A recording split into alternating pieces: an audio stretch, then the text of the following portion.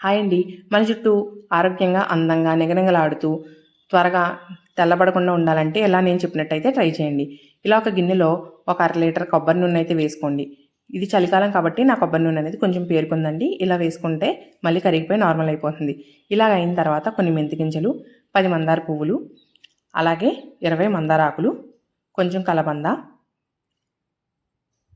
ఒక గుప్పెడు కరివేపాకు, అలాగే గుప్పెడు గోరింటాకు, కొన్ని మర్రిగూడలు కూడా వేసుకొని బాగా వేయించుకోండి. ఇవి నూనె బాగా కాగిందని ఎప్పుడు తెలుస్తుందంటే మనం ఒక ఆకుని పట్టుకొని తుంచి చూసినట్టయితే పొడవుతుంది. ఇలాగ అయ్యే వరకు ఈ నూనెని కాచుకొని వేడిగా ఉన్నప్పుడే స్ట్రెయిన్ చేసుకోవాలి.